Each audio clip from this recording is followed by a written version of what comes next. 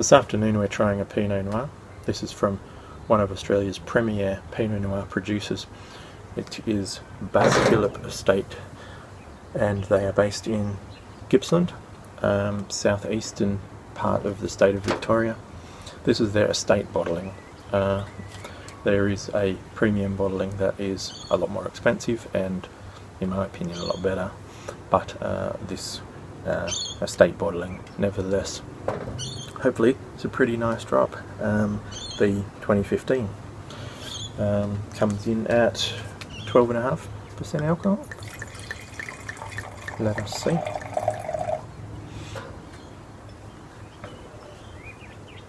can already, I don't know if you can see it, but it's slightly murky in the glass. They make it pretty, well, a fairly non-interventionist kind of approach is what they take. They're probably more Burgundian in style than other Australian Pinots. Yeah, probably a little warm here, but it is showing some lovely sour red fruit, red currant, cherry, maybe even a little touch of raspberry. There's some very gentle spice there, really subtle, and just a hint of undergrowth, slightly kind of wild in character.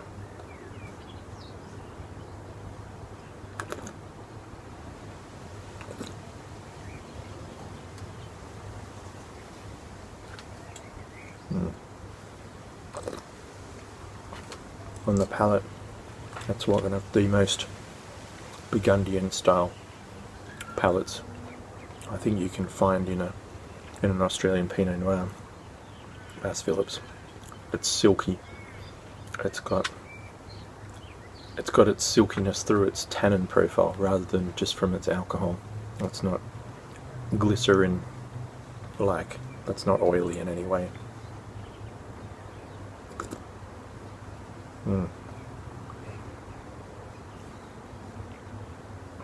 Lovely flavours of those slightly sour red fruits and a little undergrowthy. Good acidity, keeps it fresh, fairly long in the finish. Yeah, and just a slight kind of wildness to it, just a hint. For me, it's not as funky or as forest flory or as mushroomy or even necessarily as spicy as what I might want to find in a Pinot, but it's very elegant. It's very well integrated. The oak doesn't stand out. The fruit doesn't. It's not a fruit forward style. The fruit isn't at the fore. There are gentle hints of all these things. It's subtle, slightly elusive, which I think the best Pinots in the world tend to be. And I can imagine sitting with this over a few hours and probably finding some more character in it that isn't so evident right now. Yeah, it's it really, of all the Australian Pinot Noir producers, I think it has the most Burgundian character in its sense of integration, elusiveness, complexity. This is just their estate bottling, so their premium bottling is more, well, offers more of all of those things in my opinion, but nevertheless this is a pretty tasty wine with significant elegance and a little of that just a wild edge to it that you get in traditional Burgundy, that of good quality, that is very hard to find in New World Pinot Noir. So if you're looking for the most Burgundian style Pinot that's available in Australia, in my opinion, that probably is Phillips. Yeah, try their premium, but if you want to go a little cheaper, then, well, actually a lot cheaper, but it's still not the bottom of their range, so it's still decent value for money, considering. the estate bottling, and the 2015 is a decent one. Try it.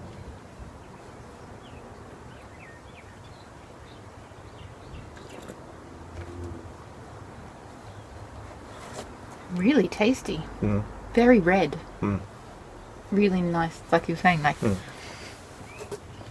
there's some tang in them. They're juicy, but they've got a bit of tang, and there's a mixture of like sort of really quite acidic, tarty ones, like maybe cranberry or something, but also pretty ones, like maybe a bit of raspberry. So it's nice to span that spectrum. There's a hint of spice, but it's really subtle, isn't it? Really nicely sort of scattered across all the fruit. It's not like there in one hit. It doesn't come out at you too strong. It's very, It's like woven into the fabric of the wine. Yeah. That's why it's so well integrated. You don't notice any oak either. Oh, I don't. No, not at all. Yeah, it evidently has wood character in its palate progression, in its... But where it is exactly, it's not, you can't pinpoint it. Yeah, exactly. So you were saying they're fairly minimalist intervention in the vineyard as well, or when they're making the wine? Bit of both? Bit of both. I'm pretty sure it's indigenous yeasts, and they don't... No inoculation. They don't like to fine or filter. Okay. Things like that. Yeah. But that's sulphur and... Yeah, exactly. So it's not like a natural wine, but it's not going that extreme, but it's less produced. Conventional. Yeah. And they've been around for quite some time, and been doing it like that for quite some time. Really built up their reputation. This bottle, should probably say, is retails for around $90, which is a lot of money for... Well, it's a lot of money, but it's for what it is. It probably is a little pricey. I think there are Aussie Pinots that deliver a lot of enjoyment for less money. But as I say, you're not going to find anything this Burgundian, so to speak, in character. And for that, you really do have to pay that money. And their premium label, premium cuvee, is a lot more still. That's in the low 200s dollars a bottle retail.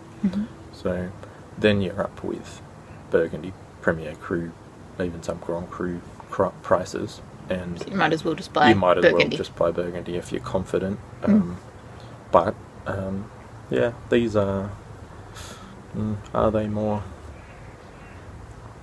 reliable than Burgundy? I don't know that they are, actually, from the relatively limited number I've had. There's some hit and misses, so yeah, maybe go Burgundy. But if you want to try an Aussie that is more in that style, this is a good way to go anyway.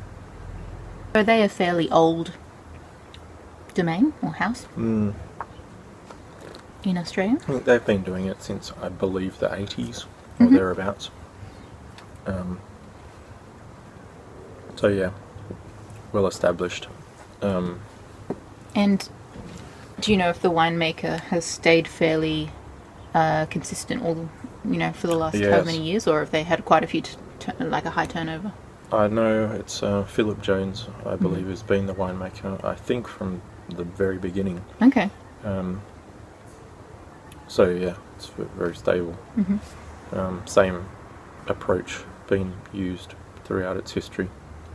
Any other Aussie producers do you think are noteworthy for this style of Pinot, or you say this is the sort of epitome in your opinion? Yes, but I think at least Older Bannockburn, and to some extent maybe some of the By Far deliver in that way. So pretty much in Victoria. Yeah, I'd stay in Victoria if I was looking for that style of Pinot, really. I mean, there are Pinot Noirs from even WA and Orange in New South Wales that deliver a lot more forest floor, mulchy character, and have that sour fruit, and sometimes have a little wildness too, but I think in terms of the balance and the complexity and the integration, they're not quite up to the standard of Bass Phillip, certainly. Not as elegant. Yeah, and they're not up to even the standard of something like Bannockburn, in my opinion, either. Yeah.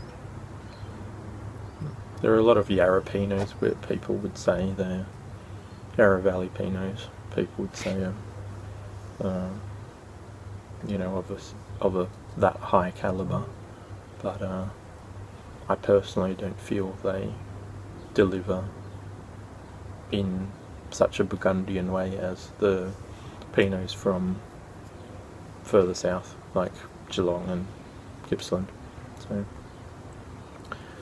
yeah, if you're going to go for more Burgundian style Pinot from Australia, head south, southern Victoria.